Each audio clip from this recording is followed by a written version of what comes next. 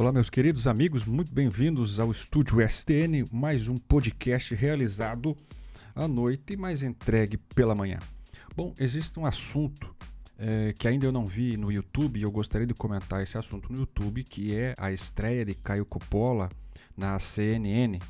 A sua estreia foi anunciada, mas ninguém ainda se pronunciou dando detalhes se ele está indo bem, se ele está indo mal. Apenas os vídeos são reproduzidos do Coppola e da senhora Prioli. Me achei estranho, porque o Caio Coppola é uma pessoa relevante no campo da direita brasileira. Prioli dá sinais de progressismo, não daquele progressismo no modelo de esquerda brasileira, mas no modelo progressista, no modelo americano. Existem alguns detalhes, alguns modus operandi, tanto da Prioli quanto do Caio Coppola, que são relevantes. Bom, o Caio Coppola é um rapaz que não tem autoridade na voz. Você vê às vezes que ele dá uma titubeada, às vezes dá uma pausada, uma paralisada, dá uma afinada na voz. Isso num debate conta muito. O comportamento do Caio Coppola se mantém ponderado, isso é muito bom no debate. Você não vê expressões estriônicas ou expressões assim de cansaço ou de que ele está perdido no debate. Isso é muito positivo. Uma recomendação que eu faço ao Caio Coppola é que ele mude a entonação de voz, que ele tenha mais autoridade na voz. Eu estou falando isso por ver debates, não que eu seja um debatedor, mas por ver, por exemplo, debatedores. Um grande debatedor, por mais que as pessoas ali tenham opiniões a favor ou contra, é o Kim Kataguiri, um ótimo debatedor, aprendeu.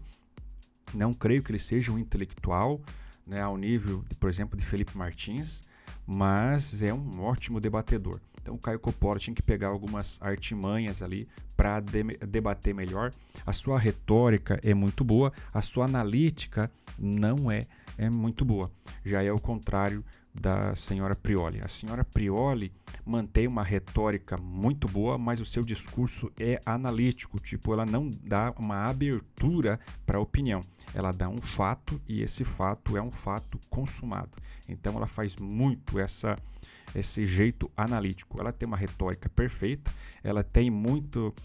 ela usa muito de tecnicalidades para reforçar a sua tese, mas a sua tese sempre é um sofisma, sempre tem um engodo e ela sempre ofende o seu interlocutor de uma maneira muito rebuscada. Isso é uma tática que a senhora Prioli faz na CNN Brasil. O que eu vejo também, de modo geral, o porquê que Caio Coppola está na CNN, e ele foi devidamente escolhido por ser um rapaz extremamente educado, e ele estava muito acostumado a trabalhar na Jovem Pan no Morning Show, mas no Morning Show não existe nenhum intelectual, ali são um bando de mimizentos. Então o Caio Coppola se saía muito bem. E como o próprio Olavo de Carvalho fala, a direita ainda não está preparada para intelectuais de esquerda. E a Prioli é uma intelectual de esquerda. Você vê também a deputada Tabata Amaral, é também uma intelectual, como os seus interlocutores, os seus debatedores e rebatedores se apuram para rebater os argumentos de Tabata Amaral. Você vê isso também nos debates, isso falando de um modo cartesiano entre Prioli e Coppola.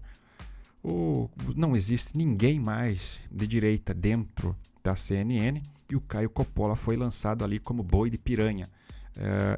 Como ele não consegue rebater a Prioli é muito boa nesse jeito analítico em que ela debate, e ela é muito boa mesmo nisso, ela é fantástico mesmo, precisaria ali o Caio Coppola dar uma melhorada na sua questão de argumentação e também em tecnicalidades para que ele responda e também foque nas perguntas. O Caio Coppola não está focando nas perguntas e a Prioli é extremamente focada. Então ela está se saindo, a Prioli sempre se sai muito bem em todos os debates. Uma hora ou outra ali que dá um 10-9, num round ou outro ali que dá um 10-9 para o Coppola, mas por decisão unânime dos juízes, no final sempre dá Prioli. Então tem que melhorar. Então tem que focar muito na premissa da Prioli. Ela sempre faz uma premissa extremamente cínica, e quando eu falo cínica é no sentido literal da palavra, não no sentido pejorativo para xingar ela, não. Ela ataca literalmente a moral judaico-cristã nas suas premissas. Então você tem que partir sempre disso. E ela sempre tem um modus operandi de advogada de porta de cadeia. Ela sempre vai defender bandido, ela não vai falar sobre o cidadão. Então isso é muito comum. Então é fácil rebater a Prioli. Basta que a pessoa tenha ali uma argumentação tecnocrata sobre o assunto. E o Caio Coppola tem isso. Então ele tem que buscar esse tipo de situação. No geral, era isso mesmo.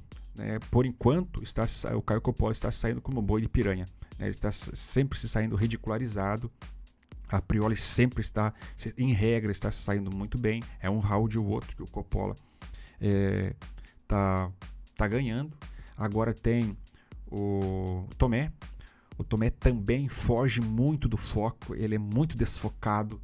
A gente sabe que a intenção dele é legal, mas por que eles chamaram o Tomé? Porque o Tomé também não é um debatedor.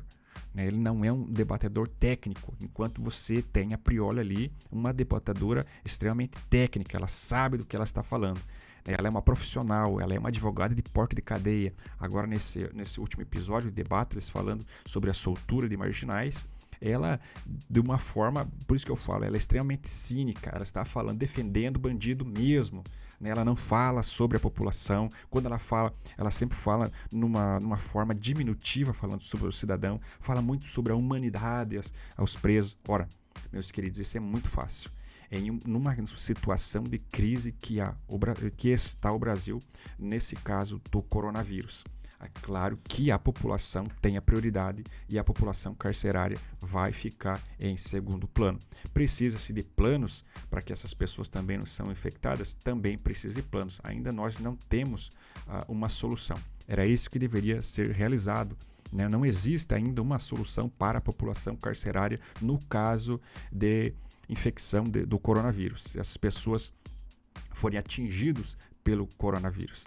A solução realizada por esses advogados de bandido, que no caso é a Prioli, é soltura de presos. O que a esquerda adora, não esqueçam, meus queridos, sobre o loop proletariado. Eles adoram o loop proletariado.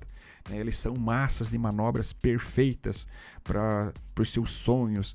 Esse é o Dream Team. O Dream Team da esquerda é o loop proletariado. Eles precisam disso. Então, meus queridos, era isso. Se você gostou, faz aquela patifaria de sempre, curta, comenta, compartilha e até uma próxima oportunidade.